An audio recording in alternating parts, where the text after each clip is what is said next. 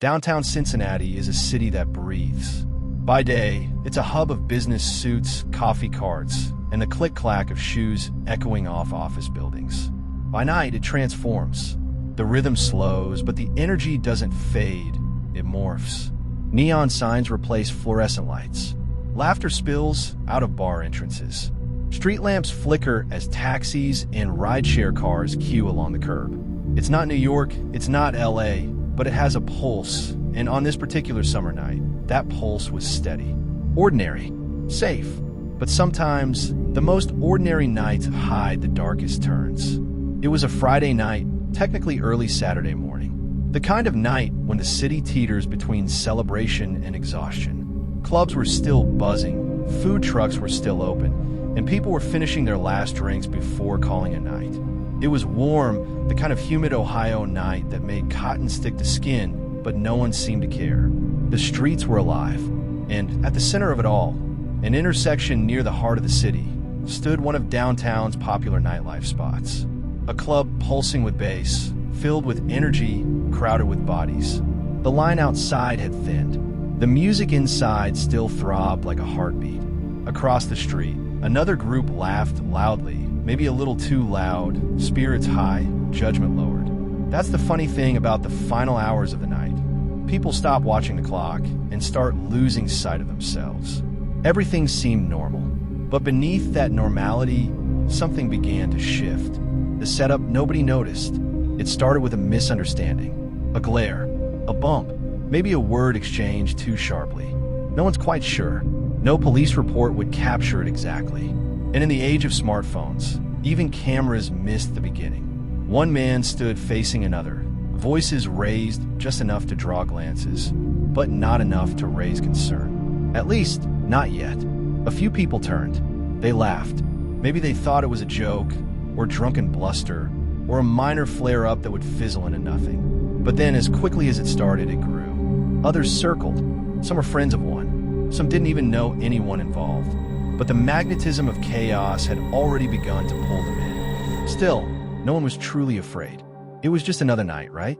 The illusion of safety. For the couple crossing the street, two regular citizens out enjoying a night downtown. The crowd looked like any other gathering. Perhaps a group waiting for an Uber. Maybe someone performing on the sidewalk. Cities have a way of normalizing crowds. And people have a dangerous habit of assuming someone else will take care of it. That illusion of safety, that sense that the world will keep itself together, is one of society's great vulnerabilities. This couple didn't know what was coming. They didn't know they were walking into a scene that would later make the news, fuel political debates, and scar an entire city. To them, it was just a walk back to their car, a shortcut across a square, an innocent path through what looked like harmless noise. But chaos doesn't always come with sirens or warning signs. Sometimes it waits in silence, then explodes. Why no one intervened? This is the part no one likes to talk about. The part that makes witnesses squirm. The part that becomes the subject of viral comments and podcast debates. There were over 100 people nearby. That's right, 100 sets of eyes. Some are already recording. Others were just watching. Some laughed. A few gasped. And one, only one, eventually dialed 911. Not because no one saw, but because no one wanted to be first. You see, it's not just that we live in a recording society. We live in a bystander society. One where witnessing horror is more common than stopping it. Where fear of involvement, fear of blame, fear of being wrong freezes people into an action. What unfolded that night wasn't just a beating. It was a mirror held up to the crowd, the seconds before impact. Imagine you're walking downtown. You hear yelling. You look over and see someone being surrounded. A few people jostle him. Someone else steps in. The voices get louder. A woman shouts, "Stop!" You stop. You stare. You lift your phone. You hit record. Why? Because in this world, we've been conditioned to document first, intervene later, if at all. That's what happened. The cameras came out. The crowd pressed in, and the first fist was thrown. Then another, and another. A man tried to defend himself, but he was outnumbered. He was punched, kicked, slammed to the concrete. The crowd roared, not in protest, but in excitement. And then she stepped in. A decision that changed everything. She wasn't a hero. She didn't wear a cape. She wasn't looking for attention. She just saw someone being hurt, and instinct took over. She pushed through the bodies, shouted for them to stop. Maybe she thought her voice would bring them back to their senses. Maybe she believed that if she just stood between them, the crowd would pause. But it didn't. And what she got was a fist. One brutal, heartless punch. She didn't even see it coming. Her knees gave way. Her head hit the pavement. And the moment her body collapsed, so did the illusion. The laughter faded. The crowd parted. The attackers scattered. But still no one helped her. They filmed. They backed away. Some ran. Only one called for help. The power of seconds. It's strange how a few seconds can stretch into eternity. A woman lies on the ground, blood leaking from her mouth. A man, barely conscious, tries to crawl toward her. Streetlights hum above. The world is still spinning, but for those two, time stops. People walk by. Some turn away. Others whisper. One girl cries. A boy laughs nervously. No sirens yet. Just silence and shame. How the night ended. By the time emergency responders arrived, the crowd had largely dispersed. The music had faded. The air felt colder. Police cordoned off the scene. They reviewed footage.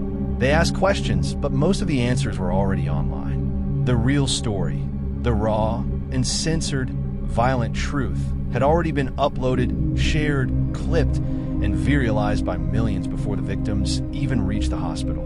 The world would wake up to headlines. Politicians would tweet. Cable networks would run loops of the same 7-second clip. And in the middle of all that noise, two people would be left with broken bodies, fractured trust, and unanswered questions. And yet, the world kept spinning. Cincinnati woke up that morning unaware. The sun rose over clean sidewalks and commuter traffic. Coffee was brewed. Dog owners walked their pets. Joggers hit their morning routes. And in homes, just blocks from where it happened, families prepared for their Saturday errands. But beneath that normalcy, something had cracked. A city had changed. Its name was now attached to a viral act of violence. Its citizens were now under a microscope. And its leaders would soon be called to answer for how an entire crowd watched, and no one stopped it. The human mind is strange. It can hold empathy and cruelty, conscience and chaos. And when people move in crowds, something terrifying can happen. They stop thinking as individuals.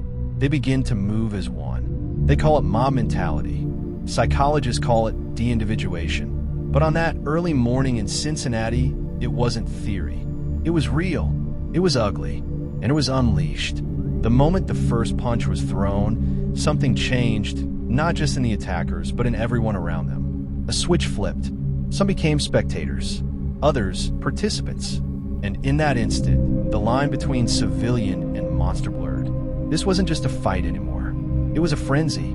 No one in that crowd planned on becoming part of a viral assault video. None of them likely woke up that morning thinking, tonight, I'll watch a woman get knocked unconscious. That's not how these things start. That's not how darkness enters. It enters quietly. It slips in through peer pressure, alcohol, excitement, ego. It enters when someone thinks, well, everyone else is doing it. Or worse, when someone thinks, it's not my business. And in that crowd, excuses reigned. It's not my fight. It's just kids messing around. Let the cops deal with it. I'll just record, just in case. And so they watched and recorded. Some even cheered. Others shoved the man being beaten. And when the woman stepped forward to protect him, she became the next target. Violence isn't always loud at first. It starts small. A shove, a taunt, a crowd inching closer. But there's a moment, a very specific moment, when the line is crossed. When what started as a scuffle becomes something criminal, something inhuman. And that moment was when she fell. The punch came fast and hard. She never saw it. Her body collapsed like a puppet with cut strings. Her head hit concrete. Her arms didn't move. Blood began to trail from her mouth. For a second, the crowd froze. Just for a second. Then something unbelievable happened. They didn't help her. They didn't check if she was breathing. They didn't form a protective circle or yell for paramedics. No, they pulled out their phones. They kept filming. Some laughed, some fled, some shouted "World Star." This wasn't just a street assault anymore. It was a performance. The crowd wasn't an accident.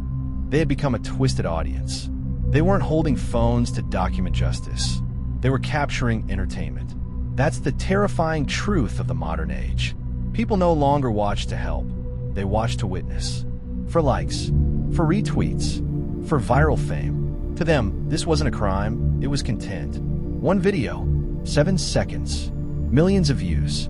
But what those 7 seconds didn't show was the humanity that bled out on that sidewalk. While the crowd was buzzing, while the internet was exploding, while the city was still asleep, she lay unconscious.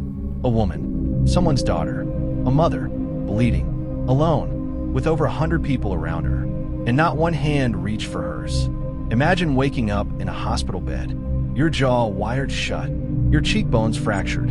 You don't remember the moment, but you're told that the world watched you fall, and no one caught you. Imagine scrolling through your phone, seeing yourself become a meme, a symbol, a trending tag. Imagine realizing your pain was someone else's content.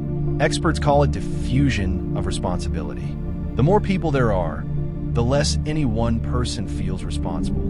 It's the same reason 100 people can walk past a homeless man on the street, or why a scream in the distance is ignored when there are plenty of others around. Because when everyone is watching, no one acts. But what happened that night was even darker. The crowd didn't just watch. They participated. They encouraged. They escalated. And that's what turned this from a crime into a cultural wake-up call. It wasn't just one attacker. It wasn't just one bad decision. It was a system failure of humanity. A perfect storm of alcohol, ego, rage, and indifference. One man swung a punch. Another laughed.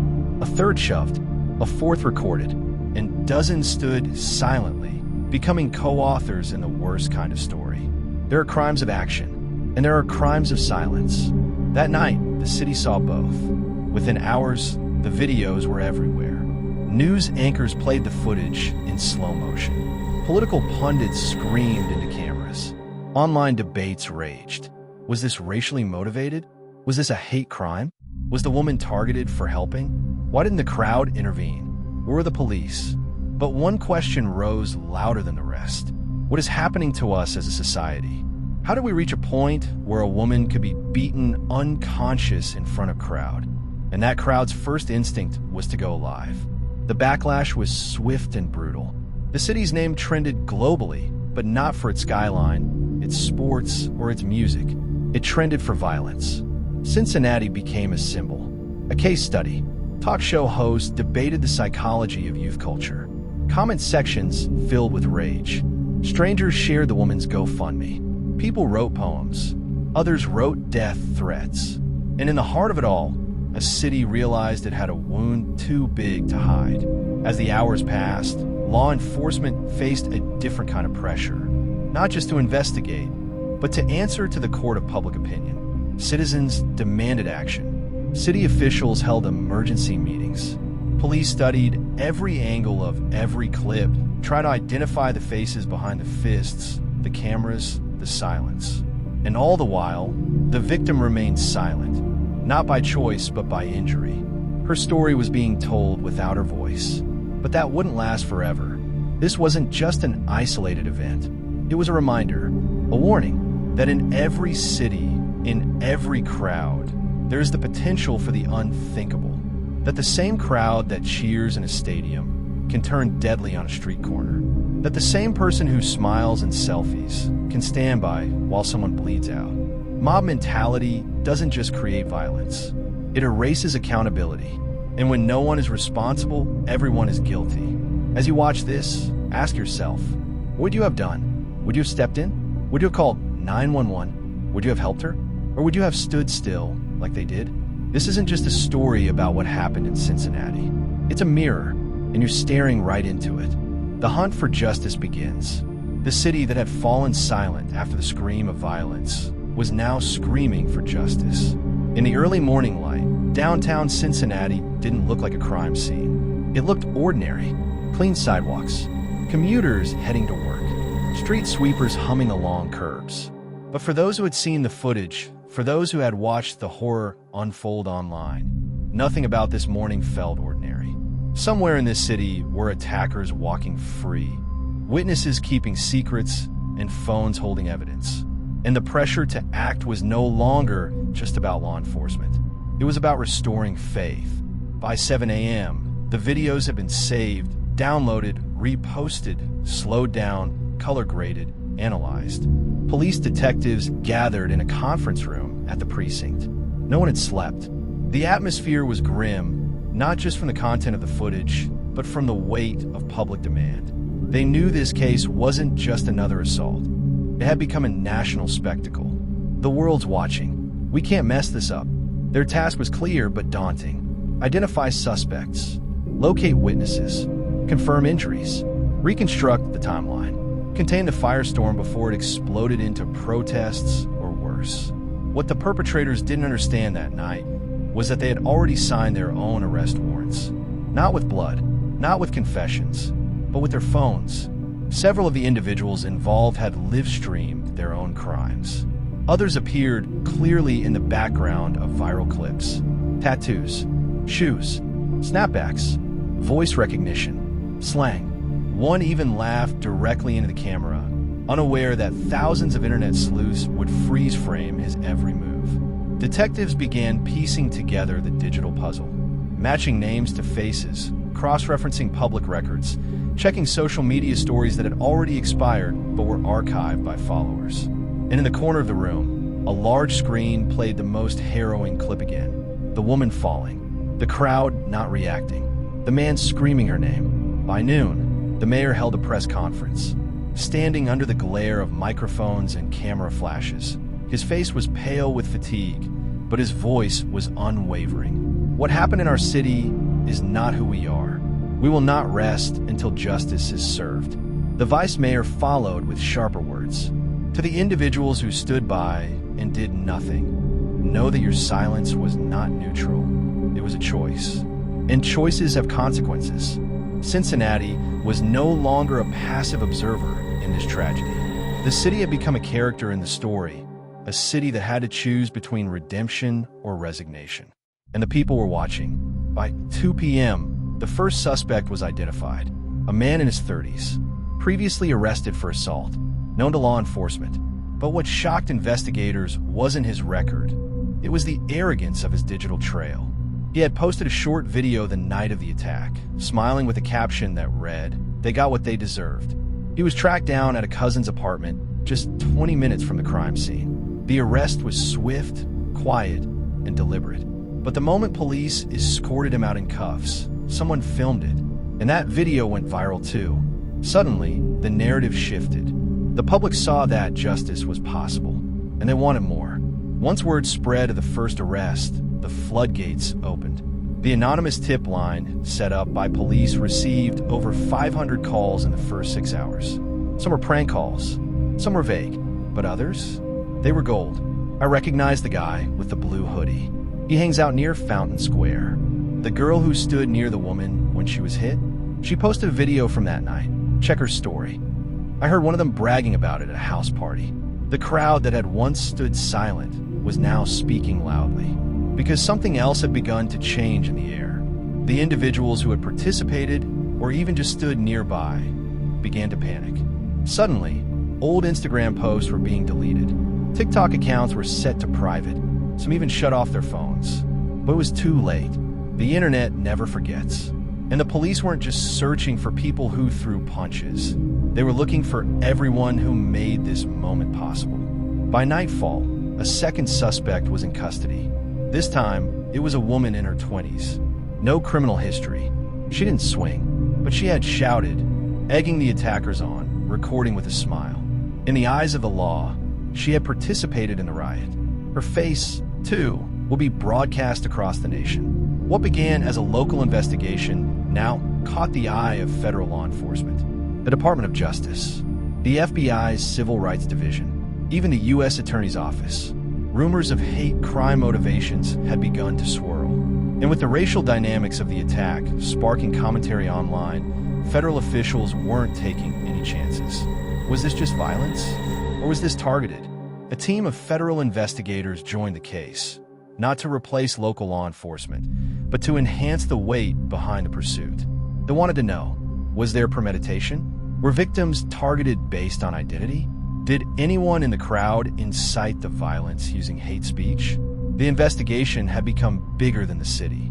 It had become a national referendum on accountability. Meanwhile, in a nearby hospital, the woman who had become the centerpiece of this viral nightmare was regaining consciousness. Bandaged, broken, disoriented. Her first words weren't angry. They were confused. Did anyone help? When told that one person had called 911, her eyes watered. When told that her attack had gone viral, she flinched. When told that people were demanding justice, she nodded. But what she didn't know was that her courage had started a movement. Protests didn't erupt, but conversations did. Radio shows, podcasts, schools, churches. Parents warned their teens, don't become part of the crowd. Activists demanded policy changes. Why was downtown security so thin? Community leaders asked harder questions. Have we failed to raise a generation of moral witnesses? It wasn't just about arrests anymore. It was about moral reckoning. One by one, more people from the video were identified. Not just attackers, but bystanders. A man in a red cap who stood watching for nearly 2 minutes. A woman who laughed when the victim hit the ground. A group of friends who posed for a selfie while the police arrived. Some were questioned. Others simply vanished from social media. But their faces were already burned into the minds of viewers. Because this story had now become more than viral, it had become a warning. By the end of 72 hours, 5 suspects were named, 3 arrested, 2 more facing warrants, and the city still shaken but now standing. Because the message was clear. You can run from accountability, but not from the camera, not from the crowd, not from a city that refuses to stay silent. The arrests were just the beginning. Now came a harder part. The court battles, the public testimonies, the social consequences. For some, it will be jail. For others, it will be a lifetime of infamy. But for the city, it will be a second chance. You don't need to throw a punch to be guilty. Sometimes, all it takes is silence. These were the chilling words spoken by a prosecutor as the first group of defendants stood before the court. The crowd had gathered that night in Cincinnati with no intention of witnessing violence. At least, that's what they'd tell themselves. But when violence erupted, when screams rang out and the brutal assault unfolded before their very eyes, many did nothing. Some laughed, some filmed, some stood frozen, but most, they stayed silent. The narrative began to shift after the initial arrests. While public attention was fixated on the primary attackers, a growing number of commentators, victims' rights advocates, and legal analysts began asking a darker, more uncomfortable question. What about the bystanders? Not the perpetrators, not the victim, but the silent majority that enabled it all. The cameras may have captured fists, but they also captured faces, expressions, choices. Law enforcement had a decision to make. Should inaction carry consequence? The answer came quietly, but firmly. Yes. It began with 3 names. Individuals who were clearly seen standing within feet of the attack, holding their phones, even smirking as the victim fell. They weren't charged with assault. They didn't strike. They didn't help. But under Ohio's criminal code, there exists a statute known as failure to report a felony, and aiding and abetting through presence and encouragement. 2 of them were summoned. The 3rd was arrested after ignoring a court-issued notice. The community was stunned. How can you arrest someone who didn't touch the victim? But prosecutors were clear, because justice isn't only about punishing the violent. It's about holding accountable the culture that permits violence. The power of the crowd. In one courtroom, a prosecutor played back the viral footage, pausing it frame by frame. He pointed to a young woman laughing, her phone aimed at the victim as she lay unconscious. This isn't a spectator sport, he told the court.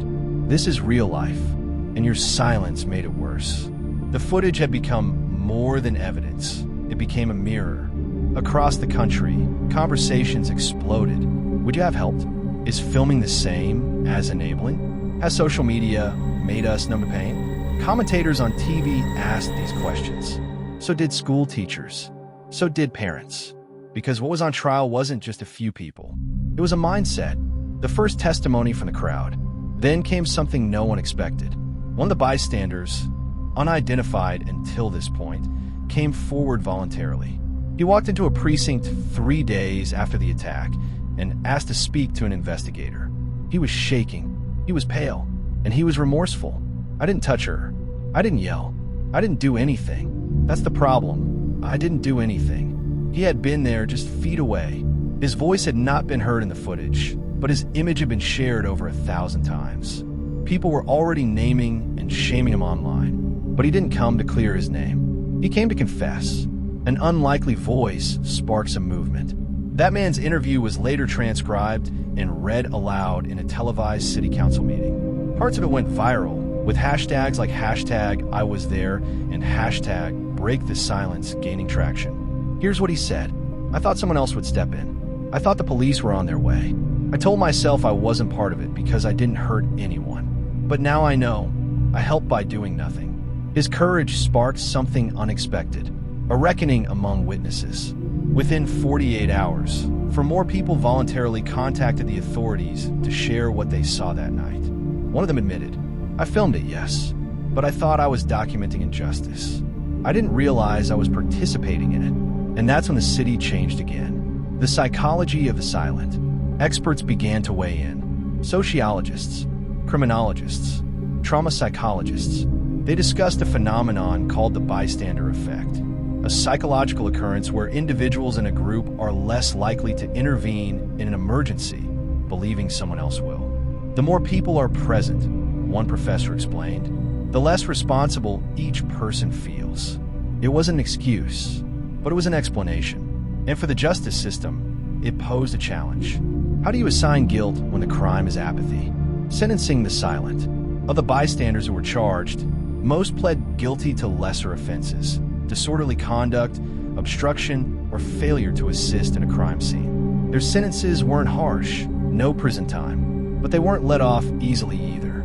Each of them faced public service, mandatory bystander intervention training, and public apologies, some televised, others in community centers. One young man was required to speak at 6 high schools about the dangers of spectator culture. I thought recording would make me look cool, he told a group of students. Now I know, it made me a coward. A city rewrites its moral code. Laws didn't change overnight, but policies did. Cincinnati officials launched a public awareness campaign called Look Up, Step In, encouraging citizens to take action safely, legally, but actively when they see someone in danger. Bus stops bore posters of silhouettes watching a tragedy unfold with the words, "What will you do when it's your turn to choose?" It wasn't just a local message. Cities across the U.S. took notice. News outlets reported on Cincinnati's model. Other mayors echoed the sentiment. This wasn't about one night anymore. This was about every night someone gets hurt while the crowd watches. The viral culture put on trial. Social media platforms were called to respond. Activists petitioned companies like Instagram, TikTok, and Twitter to flag violent content faster and promote help instead of film culture. One platform introduced a help prompt, a feature that asks users if they'd rather report a crisis than post it. It wasn't a full solution, but it was a start, because this wasn't just about users. It was about systems. Systems that rewarded likes over lives, shares over safety, views over values, redemption in shadows. In the quiet corners of the city, some things changed forever. Parents talked more honestly with their kids. Bystander training workshops filled up. Churches hosted forums. Even bars and clubs, once scenes of apathy, now posted signage. Speak up. Step in. Don't stand by. The girl who had been the victim of the attack was still recovering. Her wounds would take months, physically and emotionally, but her voice would be heard soon, and her silence would become a roar. This isn't just the end of a trial. It's the beginning of a reckoning. For weeks, the city had held its breath. What began as a brutal, senseless attack caught on camera had become something more, a mirror held up to society. A digital age tragedy that exposed not just one person's cruelty, but our collective complicity. The final chapter wasn't just about a verdict. It was about what we do next. The trial that shook a city. Inside the packed courtroom, the verdict was about to be read. Reporters clutched their notepads. Activists stood in the back, arms crossed, faces tense. On one side of the room sat the attacker's family, silent, subdued, bracing. On the other sat the victim, still healing from trauma, not fully visible on her body, but etched into her eyes. When the jury returned with their decision, the world seemed to stop. We, the jury, find the defendant guilty on all charges. No cheers erupted, no applause followed, just silence. A heavy, reflective silence. A moment when justice wasn't something celebrated. It was something absorbed and understood, sentencing with purpose. The judge's words that day weren't for the cameras. They weren't for the lawyers or the press. They were for us. What happened here wasn't just violence. It was broadcast, shared, consumed, and ignored. We cannot punish one act without confronting the culture that fed it. The attacker was sentenced to 12 years in a state correctional facility, mandatory therapy, and digital harm rehabilitation. A community service requirement, public speaking about the dangers of social media-fueled violence. For some, it was too little. For others, too much. But for the victim, it was closure. The victim speaks and reclaims her voice. A week later, the victim broke her silence in a public statement. She didn't cry. She didn't scream. She spoke. The bruises faded. The nightmares didn't. But I'm still here. And to anyone watching, wondering if their pain matters, let me tell you, it does. You matter, and you are not alone. That statement, clipped and shared across the internet, became a rallying cry. Suddenly, this wasn't just about one attack in one city. It was about all the moments like it. The moments we scroll past. The internet response. What started as an outrage became a movement. Influencers who had stayed silent finally spoke up.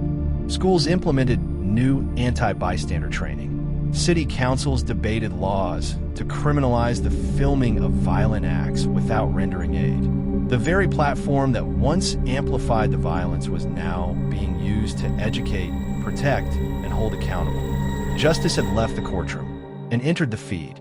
A city transformed. Cincinnati, once stunned, began to heal. Local businesses sponsored public murals about standing up for others. Youth organizations hosted events titled "Don't Just Record, React." Police and community leaders partnered to rebuild broken trust. The very street where the attack occurred was transformed. What was once a dark spot on the city's conscience was now a site of remembrance. A plaque was installed. Here, silence failed. May we never be silent again. It wasn't perfect, but it was progress. The bigger question, what would you have done? As the video fades to black, a final narrator question cuts through. You saw the story. You felt the pain. Now ask yourself, what would you have done? Because the truth is, violence doesn't always begin with fists. It begins with permission, with shrugs, laughs, and phones held up instead of hands reaching out. Justice isn't a courtroom. It's a choice. Every day. This is more than content. This is a conversation we all need to have. If this story moved you, share it, discuss it, act differently because of it. Stand up, speak up, step in. You might not stop every act of violence, but you might stop one. And for someone, that might mean everything. And do not forget to hit the subscribe button